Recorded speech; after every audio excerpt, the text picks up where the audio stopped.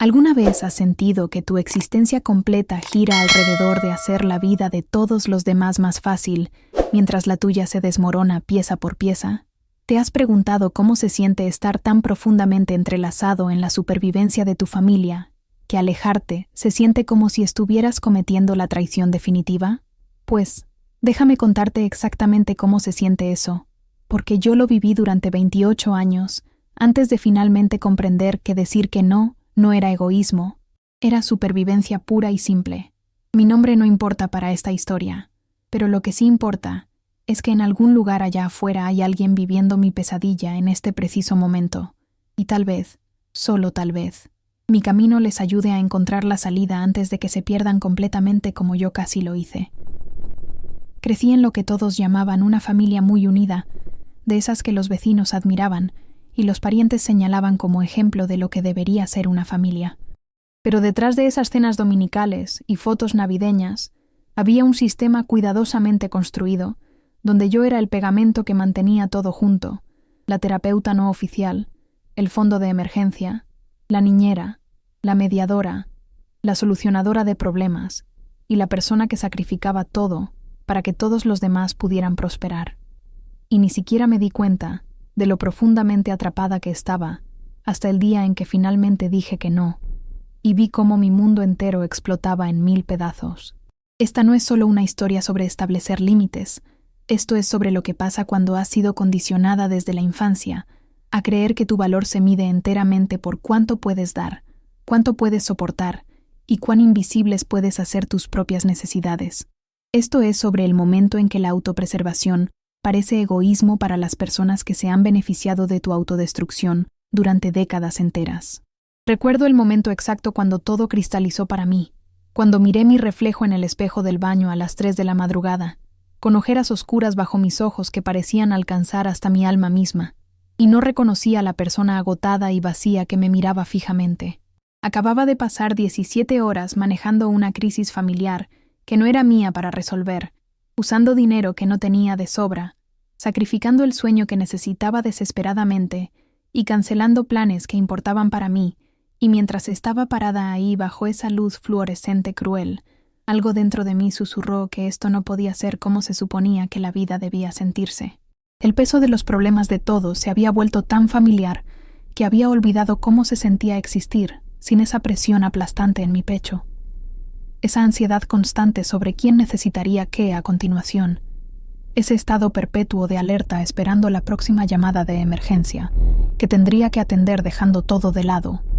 Mi teléfono se había convertido en un arma de destrucción masiva, cada notificación una demanda potencial que sabía que no podía rechazar, porque rechazar nunca había sido una opción que se me presentara como posibilidad, desde que tenía 8 años, y comencé a cuidar de mis hermanos menores mientras mis padres trabajaban. Había sido preparada para este papel tan gradualmente, tan naturalmente, que se sentía como destino en lugar de disfunción. Me llamaban responsable, madura, confiable, digna de confianza. Todas estas palabras positivas que ocultaban la verdad de que me estaban convirtiendo en un recurso en lugar de una persona, una herramienta en lugar de una hija, una solución en lugar de alguien con sus propios sueños y necesidades y límites. ¿Y la parte más aterradora? Yo portaba esas etiquetas con orgullo porque no conocía nada diferente, porque en mi familia el amor y el sacrificio estaban tan entrelazados que no podía distinguir dónde terminaba uno y comenzaba el otro, porque cada vez que ayudaba a alguien sentía ese breve momento de importar, de ser necesitada, de ser importante, incluso mientras me drenaba la vida gota a gota lentamente. El patrón se había establecido tan temprano que se sentía como verdad en lugar de condicionamiento, y para cuando llegué a la edad adulta, me había convertido en la persona a quien todos llamaban primero, la que siempre tenía la respuesta, siempre tenía el tiempo, siempre tenía los recursos, siempre tenía la disposición de ponerme en último lugar. Mi familia había aprendido que yo era el camino de menor resistencia, que a diferencia de todos los demás que tenían límites y la capacidad de decir que no, yo siempre encontraría la manera de hacer que las cosas funcionaran, de estirarme más delgada, de sacrificar solo un poquito más. ¿Y por qué no seguirían pidiendo cuando yo seguía diciendo que sí? ¿Por qué cuestionarían un sistema que funcionaba perfectamente para ellos, incluso mientras me destruía desde adentro hacia afuera? Quiero que entiendas algo crucial aquí. Mi familia no eran villanos en alguna historia dramática. Eran personas ordinarias que habían aprendido que había alguien en sus vidas que siempre los atraparía cuando cayeran, siempre proporcionaría la red de seguridad, siempre sería el plan de respaldo. Y entonces dejaron de construir su propia resiliencia, porque no tenían que hacerlo. No se despertaban tramando cómo aprovecharse de mí, simplemente aceptaban lo que yo ofrecía, y luego comenzaron a esperarlo. Y eventualmente esas expectativas se endurecieron en demandas tan gradualmente que ninguno de nosotros notó el cambio de pedir a asumir, de gratitud a sentido de derecho, de apreciación a enojo cuando no podía entregarlo suficientemente rápido o completamente. Así es como la disfunción se vuelve normal, cómo la explotación se convierte en amor, cómo la autodestrucción se convierte en virtud,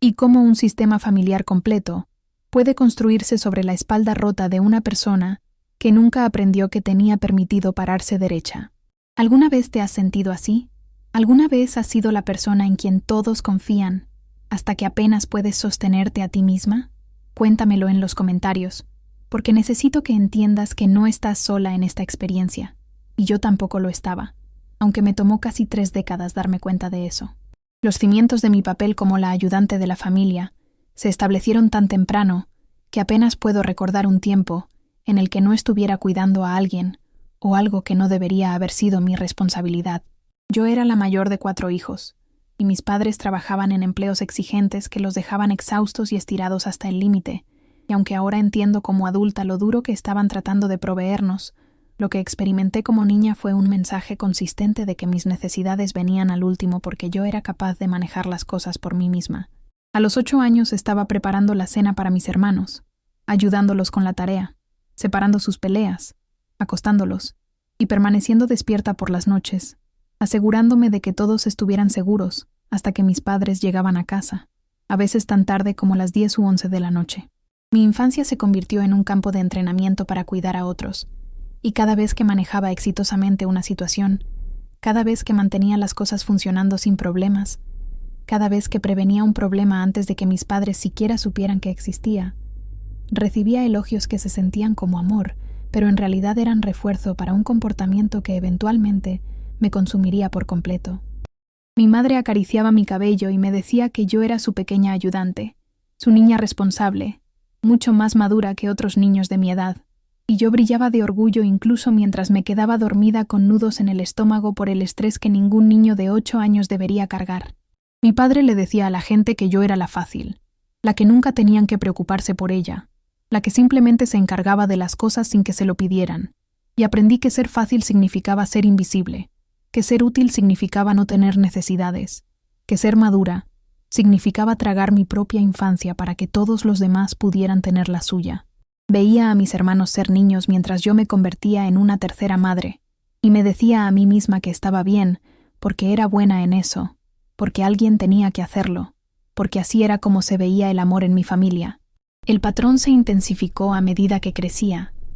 y para cuando estaba en la escuela secundaria tenía un trabajo para ayudar con los gastos familiares. Todavía estaba manejando gran parte del hogar. Estaba dando clases particulares a mis hermanos, mediando discusiones entre mis padres, y de alguna manera también tratando de mantener el promedio de sobresalientes que se esperaba de mí porque ser la responsable significaba sobresalir en todo sin quejarme. Recuerdo estar sentada en la oficina de mi consejera escolar cuando ella me preguntó sobre mis planes para la universidad, y tuve este momento de vacío completo porque nunca había considerado realmente que podría tener un futuro que no girara alrededor de cuidar a mi familia. La consejera habló sobre becas y oportunidades, y las posibilidades emocionantes que me esperaban, y todo en lo que podía pensar era en quién ayudaría a mis hermanos con su tarea, quién se aseguraría de que la cena estuviera lista, quién manejaría las 1000 pequeñas crisis que había estado gestionando durante años. La culpa de imaginar irme se sintió tan abrumadora que en realidad comencé a llorar allí mismo en su oficina, y ella me miró con tanta preocupación y me preguntó si todo estaba bien en casa, y mentí y dije que sí, porque no tenía las palabras para explicar que todo estaba bien, excepto que yo no existía como una persona separada ya, que había sido absorbida tan completamente en el sistema familiar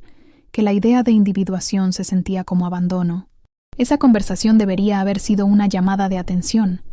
pero en lugar de eso, La empujé hacia abajo y me concentré en encontrar universidades cerca de casa, programas que me permitirían viajar diariamente, carreras que fueran prácticas y pudieran llevar a empleos que me ayudarían a mantener mejor a mi familia. Incluso mis sueños habían sido colonizados por mi papel como cuidadora familiar, y ni siquiera lo reconocía como anormal, porque era la única realidad que había conocido. Cuando me aceptaron en una universidad prestigiosa a 3 horas de distancia con una beca completa, mi madre lloró y me dijo lo orgullosa que estaba. Pero luego, inmediatamente, comenzó a enumerar todas las formas en que mi ausencia crearía problemas. Cómo mis hermanos me necesitaban, cómo no sabía cómo se las arreglarían sin mí.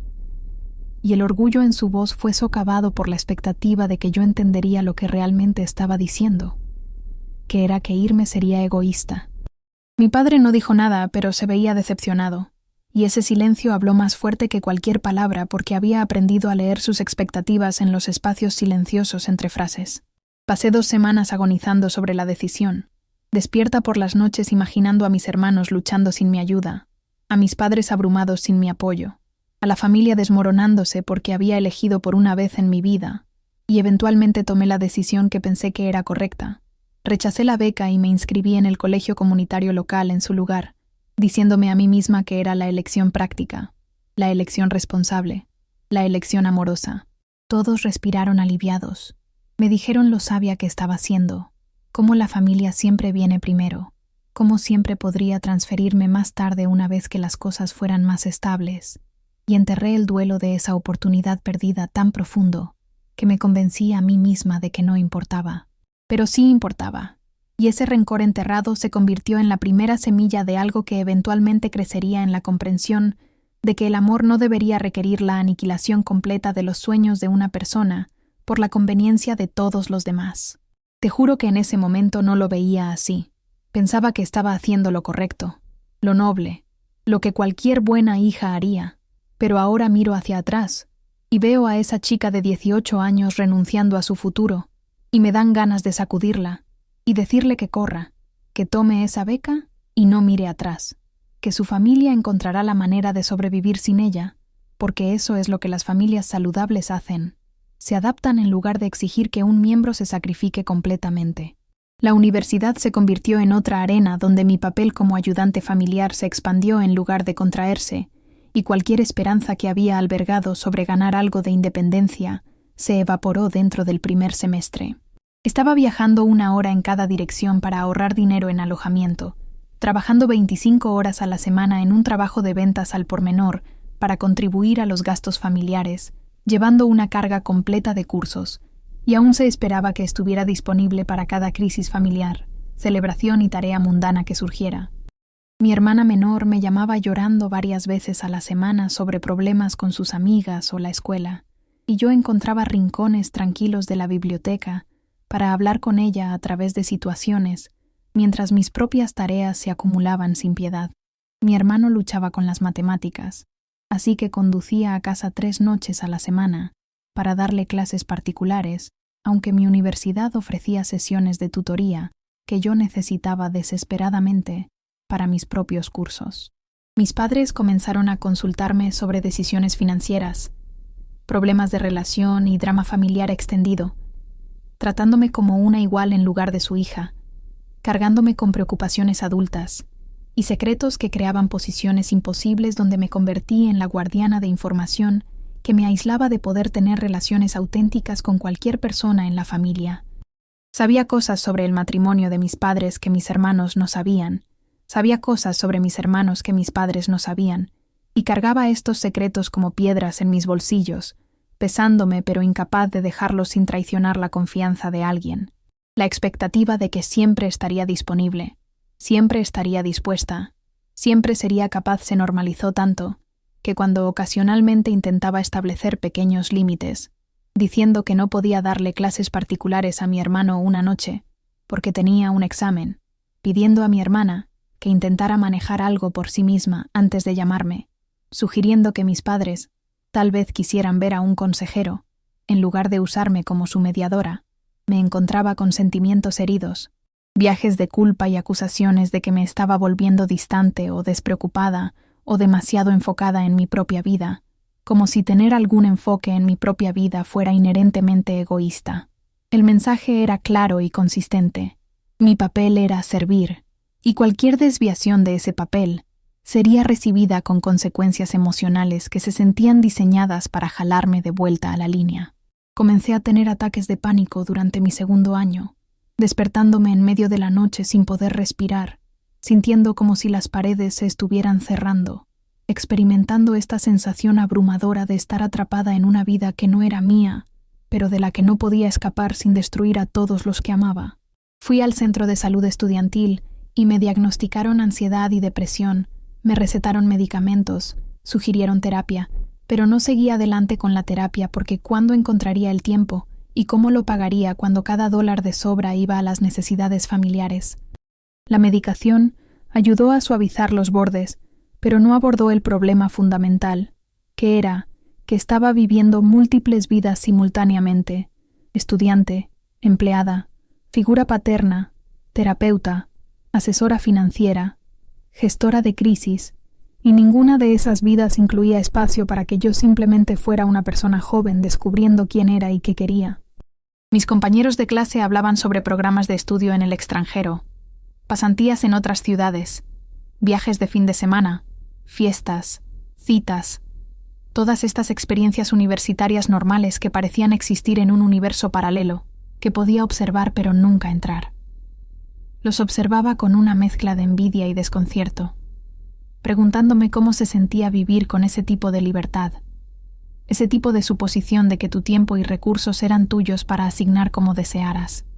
Tuve algunas amistades que comenzaron con promesa, pero inevitablemente se desvanecieron cuando tenía que cancelar planes repetidamente, cuando no podía comprometerme con nada porque nunca sabía cuándo una emergencia familiar requeriría mi atención inmediata, cuando siempre estaba distraída por la carga mental de los problemas de todos los demás, incluso cuando estaba físicamente presente.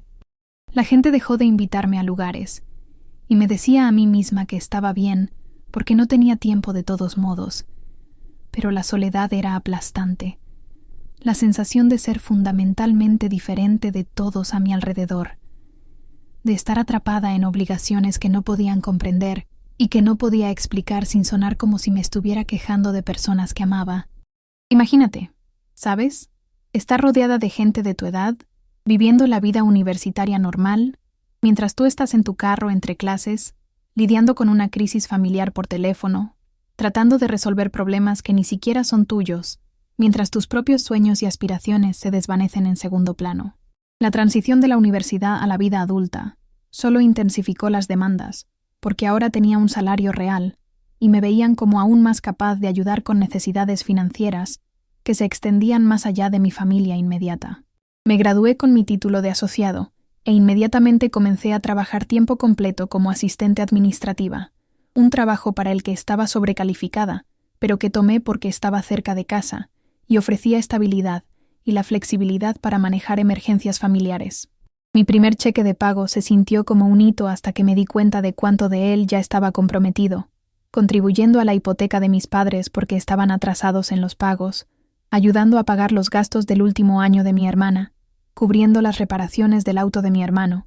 recogiendo comestibles y suministros para el hogar, porque el dinero estaba ajustado. Me había mudado a un pequeño apartamento tipo estudio para tener algo de espacio propio, pero rara vez estaba allí porque siempre estaba en la casa de mis padres ayudando con algo, y mi propio apartamento se convirtió en solo un lugar para dormir entre atender las necesidades de todos los demás.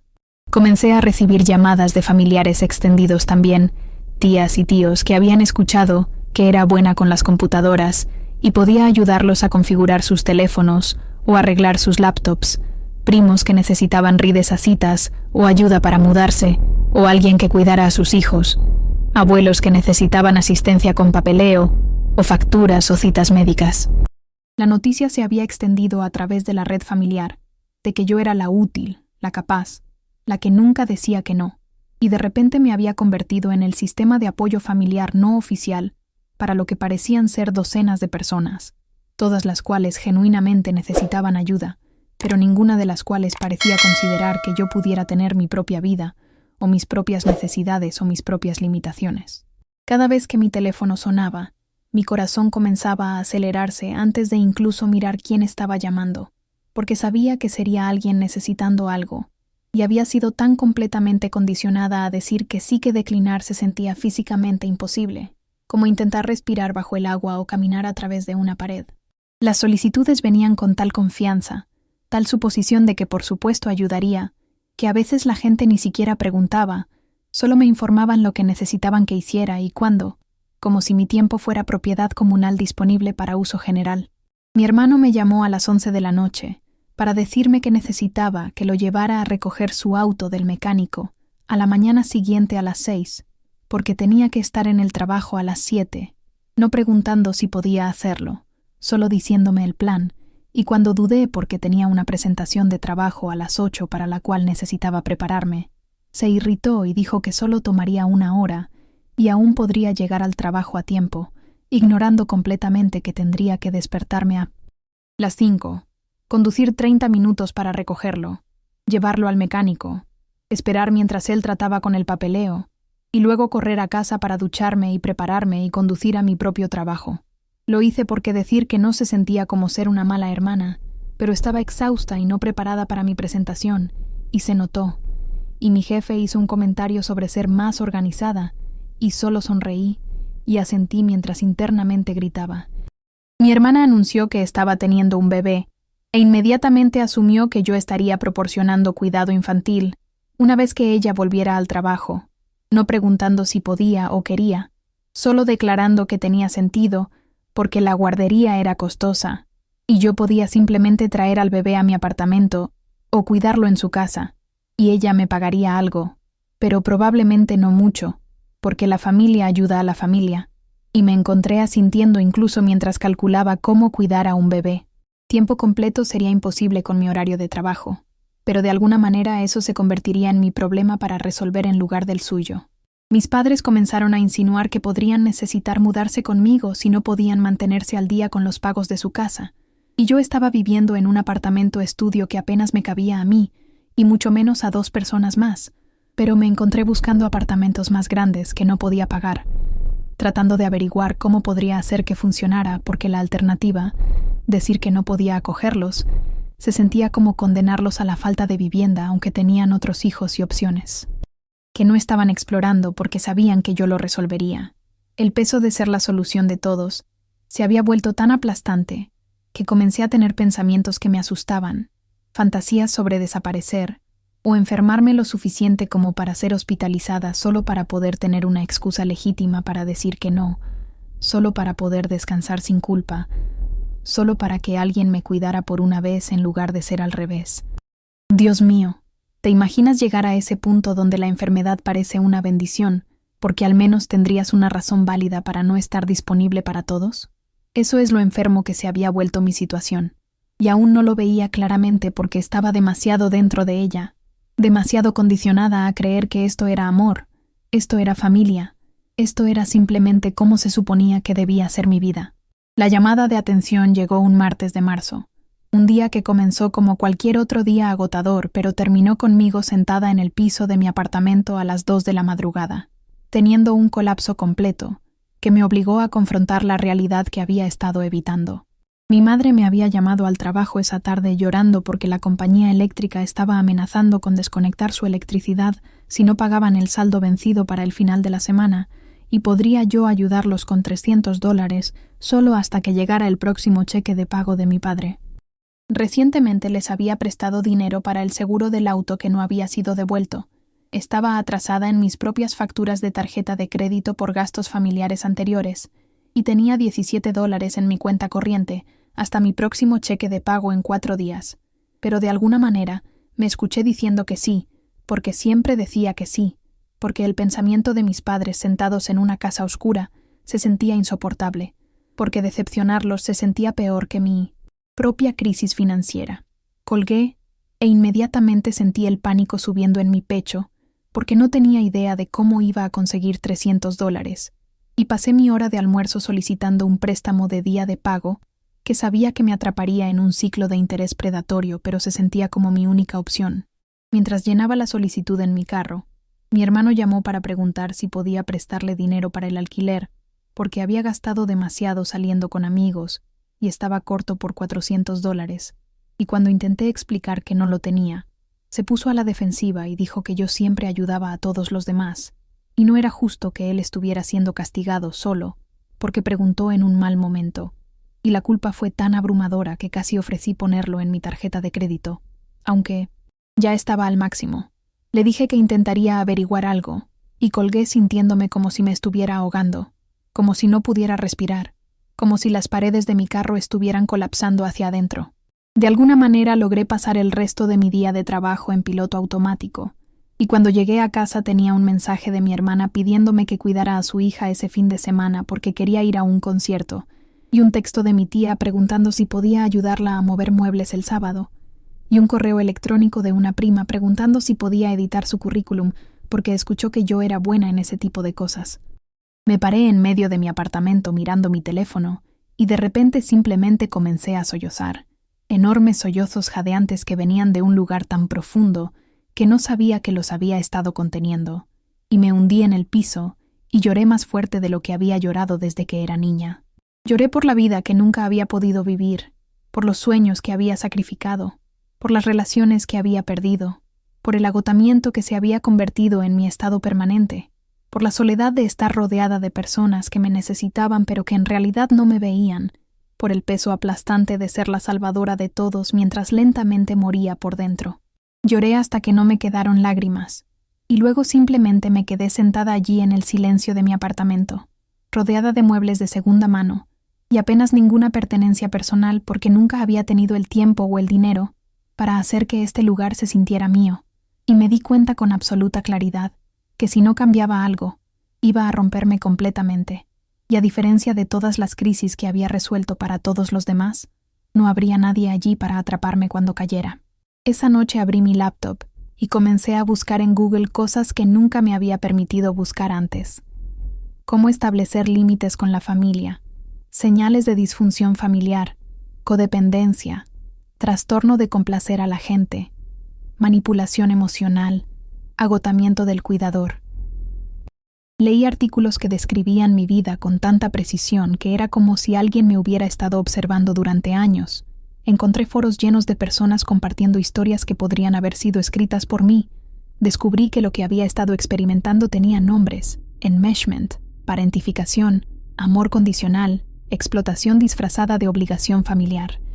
El sol salió conmigo todavía leyendo, todavía aprendiendo, todavía teniendo toda mi comprensión de mi vida y familia reformulada a través de esta nueva lente que era tanto liberadora como aterradora, porque una vez que ves la verdad, no puedes dejar de verla. Y sabía que seguir adelante significaba hacer elecciones que alterarían fundamentalmente cada relación que había conocido. En serio, fue como despertar de un sueño, o más bien de una pesadilla en la que había estado viviendo toda mi vida sin saber que estaba dormida. Aprender a decir que no fue como aprender a hablar un idioma extranjero que tu boca se resiste físicamente a formar, como intentar reconectar vías neuronales que habían sido talladas en piedra durante 28 años de condicionamiento. Comencé pequeño, practicando en situaciones de bajo riesgo, probando si el mundo realmente terminaría, si me priorizaba ocasionalmente. Cuando mi prima me pidió que editara su currículum, respiré profundo y escribí un mensaje que revisé 17 veces antes de enviarlo. Estoy realmente abrumada con mis propios compromisos en este momento y no podré ayudar con esto. Espero que puedas encontrar a alguien más, o tal vez revisar el centro de carreras en la biblioteca. Ofrecen ayuda gratuita con currículums. Mi dedo se quedó sobre el botón de enviar durante 5 minutos completos mientras mi corazón latía con fuerza y mi mente gritaba todas las razones por las que esto era cruel y egoísta y estaba mal, pero finalmente presioné enviar y luego inmediatamente quise deshacer el envío, retractarme, escribir que había cambiado de opinión y por supuesto que ayudaría, pero no lo hice. Dejé que se quedara ahí, esa pequeña rebelión, esa primera grieta en los cimientos de mi papel como ayudante universal de la familia. Ella respondió con un simple «Está bien, gracias de todos modos», y esperé a que la culpa me aplastara, a que la relación se hiciera añicos, a que llegaran las consecuencias que me habían enseñado, que vendrían de decir que no. Pero nada de eso sucedió. El mundo siguió girando. Ella presumiblemente encontró otra solución, y yo había dado el primer paso tembloroso hacia reclamar mi propia vida. Animada por este pequeño éxito, lo intenté de nuevo cuando mi tía me pidió que la ayudara a mover muebles. Le dije que mi espalda me había estado molestando y no podía hacer levantamiento pesado, lo cual era parcialmente cierto, porque el estrés se había manifestado en dolor físico en todo mi cuerpo. Ella estaba decepcionada, pero lo entendió, y me di cuenta de que cuando ofrecía una razón en lugar de solo decir que no, la gente era más receptiva, lo cual no era ideal porque no debería necesitar una excusa para declinar algo, pero era un escalón hacia límites más directos. La prueba real llegó cuando mi madre llamó sobre necesitar dinero para otra cosa. Esta vez era una reparación de auto que no podía esperar, y sentí mis viejos patrones activándose, el impulso inmediato de decir que sí, de averiguar cómo lo haría funcionar, de poner sus necesidades por encima de mi propia estabilidad financiera. Pero en lugar de estar de acuerdo inmediatamente, dije algo que nunca había dicho antes. «Mamá, necesito pensarlo y revisar mis finanzas. ¿Puedo llamarte mañana?» El silencio del otro lado fue ensordecedor, y luego dijo con voz herida que estaba bien, que ella encontraría algo más, que no quería ser una carga. Y el viaje de culpa fue tan familiar y tan efectivo que casi me retracté inmediatamente, pero me mantuve firme. Repetí que la llamaría de vuelta, y terminé la conversación aunque mis manos temblaban y sentía que podría vomitar. Esa noche, miré mi cuenta bancaria, mi deuda de tarjeta de crédito, el préstamo de día de pago que todavía estaba pagando, y tomé una decisión que se sentía revolucionaria y aterradora en igual medida. Llamé a mi madre de vuelta, y le dije que no podía ayudar con el dinero esta vez, que estaba lidiando con mis propios desafíos financieros y necesitaba cuidar de esos primero. La conversación que siguió fue una de las más dolorosas de mi vida, con mi madre llorando y preguntando cómo había criado a una hija tan egoísta, diciendo que ella había sacrificado todo por mí, y así era como le pagaba, que se suponía que la familia se ayudara mutuamente y yo estaba rompiendo ese vínculo sagrado.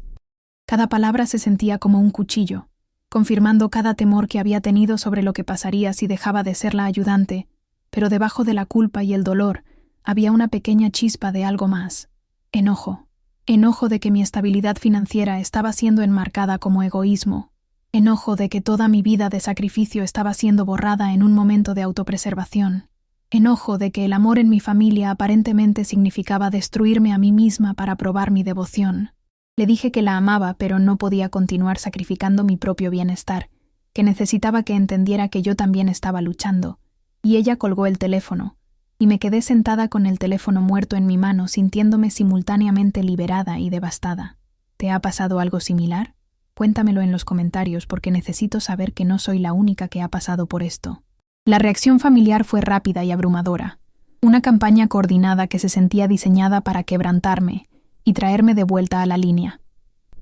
Dentro de horas de mi conversación con mi madre, comencé a recibir textos de mis hermanos preguntando qué estaba mal conmigo, por qué estaba abandonando a la familia,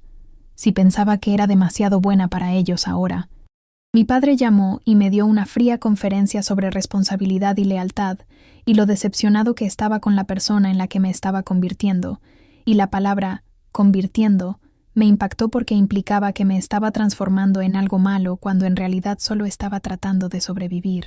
Mi hermana apareció en mi apartamento sin anuncio para confrontarme sobre ser egoísta, trayendo a su hija como para recordarme las obligaciones familiares, diciéndome que desde que me mudé había estado actuando diferente, distante, como si no me importara nadie más que yo misma. Las acusaciones dolían porque estaban tan lejos de la verdad. Había pasado toda mi vida preocupándome por todos, menos por mí misma, y el momento en que empecé a incluirme en ese círculo de cuidado, fui etiquetada como egoísta, lo cual estaba aprendiendo que era una palabra empuñada como un arma contra las personas que se atreven a tener límites. La familia extendida se involucró también, tías y tíos llamando para expresar su preocupación sobre este cambio preocupante en mi comportamiento, primos publicando mensajes vagos en redes sociales sobre miembros familiares falsos, y personas que abandonan sus raíces, abuelos dejando mensajes de voz sobre cómo la familia es todo y la sangre es más espesa que el agua, y necesitaba recordar de dónde venía.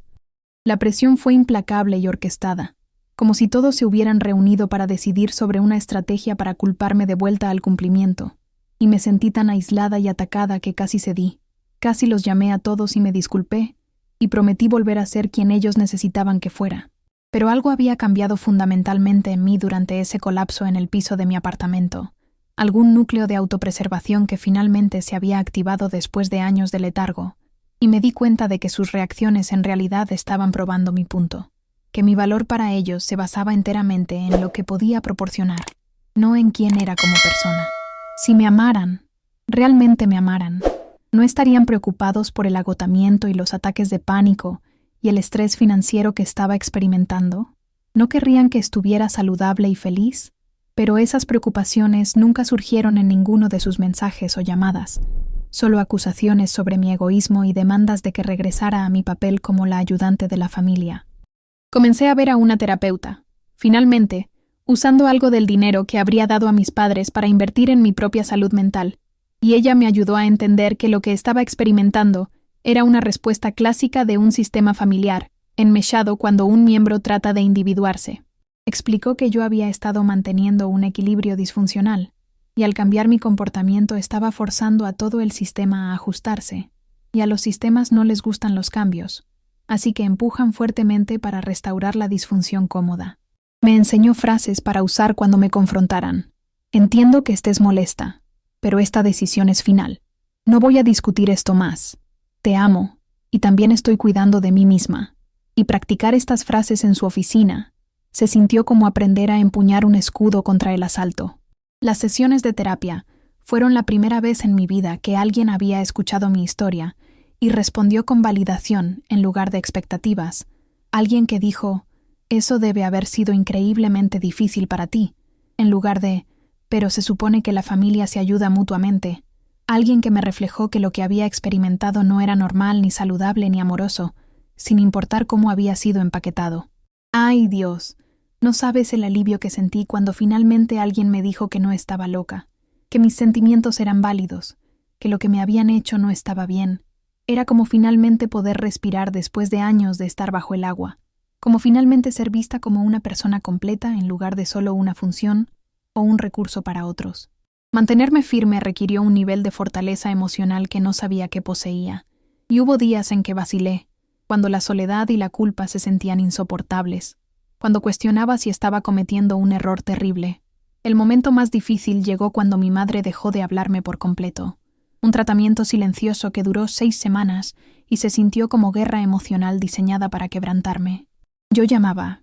y ella no contestaba. Enviaba mensajes de texto, y no obtenía respuesta. Aparecí en su casa una vez, y mi padre abrió la puerta, y me dijo que mi madre no estaba lista para verme todavía, como si fuera una niña siendo castigada, que necesitaba aprender su lección antes de ser bienvenida de vuelta al favor. El rechazo dolió más profundamente que cualquiera de las palabras enojadas, porque el silencio lleva su propia crueldad particular, el mensaje de que ni siquiera mereces reconocimiento, que te has vuelto tan inútil que involucrarse contigo estaría por debajo de su dignidad. Lloré mucho durante esas semanas. Cuestioné todo. Redacté mensajes de disculpa que nunca envié, porque mi terapeuta me ayudó a ver que no tenía nada por lo que disculparme. Mis hermanos continuaron su campaña de hacerme sentir terrible, enviándome artículos sobre hijos adultos que abandonan a sus padres, compartiendo historias sobre personas mayores que murieron solas porque sus hijos ingratos dejaron de visitarlos, etiquetándome en publicaciones de redes sociales sobre lealtad familiar, de maneras que se sentían puntiagudas y agresivas. Mi hermana me dijo que no podía ver más a mi sobrina, porque no quería que su hija estuviera cerca de alguien con valores tan negativos, usando mi relación con una niña que amaba como palanca para tratar de forzarme de vuelta al cumplimiento, y esa manipulación fue tan transparente y dolorosa, que finalmente le envié un mensaje largo, detallando todo lo que había hecho por ella a lo largo de los años, todo el dinero que había prestado que nunca fue devuelto, todo el cuidado de niños que había proporcionado gratis, todo el apoyo emocional que había dado durante sus luchas, y preguntando si nada de eso contaba ahora que estaba pidiendo alguna consideración recíproca de mis necesidades. Ella nunca respondió a ese mensaje, y me di cuenta de que no podía responder porque reconocer mi sacrificio significaría reconocer su explotación, y era más fácil mantener la narrativa de que yo era egoísta que confrontar su propio papel en mi agotamiento. Tuve un momento de duda tan profundo que en realidad empaqué una bolsa y conduje a medio camino a la casa de mis padres, lista para disculparme y arreglar todo, y volver a cómo eran las cosas. Pero me senté en mi carro en una parada de descanso, y llamé a la línea de emergencia de mi terapeuta, y ella me calmó. Me recordó todo el trabajo que había hecho, todas las razones por las que había hecho estos cambios, todo el progreso que había logrado, y lentamente di la vuelta a mi carro y conduje de sin regreso a mi apartamento, y ese viaje a casa se sintió como elegir la vida sobre una muerte lenta, como elegirme a mí misma por primera vez en mi existencia. Comencé a bloquear los números de mis familiares durante las horas de trabajo para poder funcionar sin interrupciones constantes y viajes de culpa, y la paz de tener tiempo ininterrumpido para concentrarme en mi trabajo fue impactante. No me había dado cuenta de cuánta energía mental había estado dedicando a manejar el drama familiar, incluso mientras trataba de trabajar. Mi desempeño en el trabajo en realidad mejoró. Comencé a recibir retroalimentación positiva de mi jefe. Incluso fui considerada para una promoción, y estas victorias profesionales se sentían agridulces porque demostraban cuánto las demandas de mi familia habían estado limitando mi potencial en cada área de mi vida. De verdad, te juro que cuando finalmente tuve espacio mental para pensar en mi trabajo sin la constante preocupación de qué crisis familiar vendría después, fue como si me quitaran un peso de encima que ni siquiera sabía que estaba cargando. Las consecuencias inesperadas de establecer mis límites revelaron verdades sobre mi familia y nuestras relaciones que fueron dolorosas, pero necesarias de ver. No todos reaccionaron con enojo y rechazo. Mi hermano menor, con quien siempre me había sentido más cercana, se comunicó después de algunas semanas y preguntó si podíamos hablar, realmente hablar, sin el drama familiar y la presión. Nos encontramos en una cafetería y me dijo algo que me impactó. Estaba orgulloso de mí por defenderme a mí misma, y había estado viéndome sacrificar todo durante años y sintiéndose culpable de no haber tratado de detenerlo. Admitió que la familia se había acostumbrado tanto a depender de mí que habían dejado incluso de intentar resolver sus propios problemas, sabiendo que yo entraría con soluciones. Confesó que mis padres tenían otras opciones para lidiar con sus problemas financieros. Podían reducir el tamaño de su casa, recortar gastos innecesarios, pedir ayuda a sus otros hijos, pero venían a mí primero porque siempre decía que sí, y nunca los hacía sentir mal por preguntar. Reveló que mi hermana tenía mucho dinero para cuidado infantil, pero prefería manipularme para conseguir cuidado de niños gratis, porque era conveniente. Estas revelaciones fueron tanto validantes como aplastantes, confirmación de que mis sospechas sobre ser aprovechada eran precisas, que la disfunción que había comenzado a identificar era real y visible para otros que habían elegido quedarse en silencio en lugar de perturbar el sistema. Mi hermano se disculpó por no hablar antes, por beneficiarse de mi sacrificio sin cuestionarlo, y esa disculpa significó más para mí que cualquier cosa que mis padres o hermana pudieran haber dicho, porque venía con responsabilidad y arrepentimiento genuino. Comenzó a hacer un esfuerzo por tener una relación real conmigo, basada en respeto mutuo en lugar de lo que podía proporcionar, y lentamente construimos algo auténtico que no había existido antes. También escuché de algunos primos que me enviaron mensajes privados para decir que entendían por lo que estaba pasando, que habían notado las expectativas injustas puestas en mí, que no estaban de acuerdo con cómo la familia me estaba tratando, pero tenían miedo de decirlo públicamente, porque no querían convertirse en objetivos ellos mismos. Estos apoyos silenciosos no resolvieron mi soledad, ni hicieron que el rechazo doliera menos, pero me recordaron que no estaba loca, que mi percepción de la situación era precisa, que había personas que podían ver lo que realmente estaba sucediendo, incluso si no podían o no quisieran hablar. Las dinámicas familiares se desarrollaron exactamente como mi terapeuta había predicho. Algunas personas escalaron su presión, tratando de forzarme de vuelta a mi viejo papel. Algunas personas se alejaron completamente cuando se dieron cuenta de que no proporcionaría recursos más, y un número muy pequeño de personas, en realidad, respetó mis límites y trabajó para mantener relaciones en términos más saludables. Mis padres eventualmente rompieron su silencio cuando necesitaban algo otra vez. Esta vez mi padre tuvo un susto de salud y esperaban que dejara todo para estar en el hospital. y cuando les dije que visitaría durante mi hora de almuerzo, pero no podía faltar al trabajo. Mi madre comenzó a llorar sobre cómo su propia hija ni siquiera se preocupaba si su padre moría. La manipulación fue tan descarada que en realidad me reí, una risa ligeramente histérica que venía tanto del absurdo como del dolor, y le dije que preocuparme por mi padre y ser incapaz de poner en peligro mi trabajo no eran mutuamente excluyentes. Visité durante mi descanso, confirmé que mi padre estaba estable y siendo bien atendido por profesionales médicos, y luego volví al trabajo, y el cielo no cayó, y mi padre se recuperó, y aprendí que podía preocuparme por alguien sin destruir mi propia vida para probarlo. Imagínate el alivio de darme cuenta de que podía amar a mi familia sin sacrificar mi salud mental, mi estabilidad financiera, mi futuro entero por ellos. Mi transformación no sucedió de la noche a la mañana, sino a través de miles de pequeñas decisiones, de priorizar mi bienestar sobre la comodidad de otros, de tolerar la decepción, en lugar de quemarme para mantener a todos calientes, de construir una vida que me pertenecía en lugar de existir como un personaje de apoyo en la historia de todos los demás. Comencé a decir que no regularmente, y cada vez se volvió un poco más fácil, la culpa menos abrumadora, la confianza en mis decisiones más fuerte. Pagué mi deuda usando el dinero que habría ido a miembros de la familia, tomé un viaje de fin de semana por mi cuenta por primera vez en mi vida, y me sentí mareada con la libertad de hacer algo solo porque quería. Decoré mi apartamento con cosas que amaba en lugar de solo muebles funcionales de tiendas de segunda mano. Volví a la escuela a tiempo parcial para terminar mi licenciatura en una materia que realmente me importaba, en lugar de algo práctico que me ayudaría a mantener mejor a otros.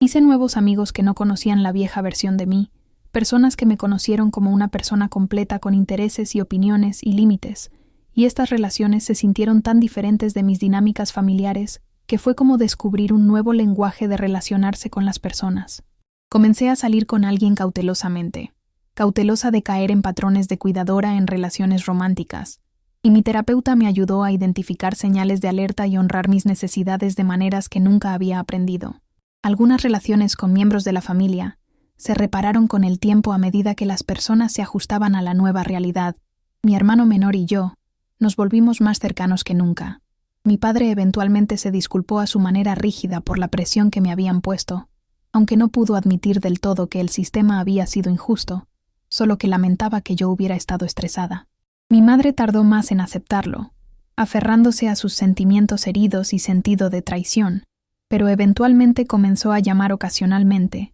para preguntar cómo estaba en lugar de lanzarse inmediatamente a sus propios problemas, y esas llamadas fueron incómodas y superficiales, pero representaron un pequeño cambio hacia verme como una persona en lugar de un recurso. Mi hermana y yo permanecemos distanciadas, ambas demasiado heridas y orgullosas para cerrar la brecha, aunque mantengo la esperanza de que algún día podamos encontrar nuestro camino de vuelta, la una a la otra en términos más saludables. La familia extendida en su mayoría se desvaneció una vez que se dieron cuenta de que no iba a ser su mano de obra gratuita más, y lloré esas pérdidas mientras también reconocía que las relaciones basadas enteramente en lo que puedes proporcionar no son relaciones reales en absoluto. La persona en la que me he convertido a través de este proceso es alguien de quien en realidad estoy orgullosa de ser. Tengo límites, tengo sueños que estoy persiguiendo activamente, tengo espacio mental y físico para respirar, tengo la estabilidad financiera que nunca había logrado cuando estaba manteniendo a todos los demás. Tengo la energía para invertir en relaciones que son recíprocas y saludables. Todavía lucho con la culpa a veces. Todavía tengo momentos de duda donde me pregunto si fui demasiado dura o demasiado egoísta, pero esos momentos son menos frecuentes y menos consumidores, y he aprendido a sentarme con sentimientos incómodos en lugar de actuar inmediatamente para hacerlos desaparecer. He aprendido que elegirte a ti misma no es egoísta cuando la alternativa es la autodestrucción, que establecer límites no es cruel cuando la alternativa es el rencor y el agotamiento, que la familia que realmente te ama querrá que prosperes en lugar de exigir que te sacrifiques para hacer sus vidas más fáciles. Este viaje me ha enseñado que decir que no es un rechazo del amor, sino más bien una afirmación del valor propio, que no puedes servir de una taza vacía, que no eres responsable de resolver cada problema para cada persona que pregunta solo porque eres capaz de hacerlo. La realización más profunda ha sido entender que mi familia me llamó egoísta, No porque realmente me volví egoísta, sino porque dejé de ser desinteresada, y en un sistema construido sobre la abnegación completa de una persona, cualquier acto de autocuidado parece traición. No voy a decirte que este viaje fue fácil, o que todo salió perfectamente, porque eso sería mentira. Perdí relaciones, enfrenté rechazo, tuve que reconstruir mi vida desde cero, tuve que llorar la familia que deseaba tener, mientras aceptaba la familia que realmente tengo. Pero también me gané a mí misma, gané mi libertad, gané un futuro que me pertenece, gané la capacidad de respirar sin el peso aplastante de los problemas de todos en mis hombros. Si estás leyendo esto y te ves en mi historia, si eres la persona a quien todos llaman cuando necesitan algo, si estás exhausta y agotada y sintiéndote egoísta por siquiera considerar decir que no, quiero que sepas que mereces algo mejor que esto. Mereces relaciones donde tus necesidades importan tanto como las de todos los demás, donde el amor no requiere sacrificio constante, donde puedes ser una persona completa en lugar de solo una solución a los problemas de todos. Cuéntamelo en los comentarios sobre tu experiencia. ¿Alguna vez te has sentido como la ayudante de la familia que no podía decir que no? ¿Qué pasó cuando intentaste establecer límites? Quiero escuchar tus historias, porque esta es una conversación que necesitamos tener, porque tantas personas están sufriendo en silencio bajo el peso de las expectativas de otros. Si esta historia resonó contigo, si te sentiste vista y entendida, por favor deja un like, porque ayuda a que este mensaje llegue a más personas que necesitan escucharlo. Y si quieres unirte a una comunidad donde hablamos sobre estas dinámicas familiares reales, desordenadas y complicadas, y cómo navegarlas mientras preservas tu cordura y sentido de ser, por favor suscríbete a Mi Verdad Revelada y activa esa campanita de notificaciones para que nunca te pierdas una historia. Este canal existe para compartir experiencias que te recuerdan que no estás sola, que tus luchas son válidas, que tu viaje hacia establecer límites y reclamar tu vida importa. Estamos construyendo algo aquí, un espacio donde las personas pueden compartir sus verdades sin juicio, donde podemos aprender de las experiencias de los demás, donde podemos apoyarnos mutuamente a través del proceso difícil de elegirnos a nosotras mismas sin disculpas. Gracias por estar aquí, gracias por escuchar mi historia, y recuerda que decir que no a otros a veces significa decir que sí a ti misma, y eso no es egoísmo, eso es supervivencia, eso es amor propio, eso es el comienzo de una vida que es verdaderamente tuya. Hasta la próxima vez, sigue viviendo tu verdad. Sigue luchando por ti misma y sigue creyendo que mereces una vida donde importas tanto como todos los demás. No olvides dejar tu comentario contando tu propia experiencia, porque tu voz importa y puede ayudar a alguien más que está pasando por lo mismo en este momento. Juntos somos más fuertes y juntos podemos romper estos ciclos de disfunción familiar que han dañado a tantas personas durante generaciones enteras.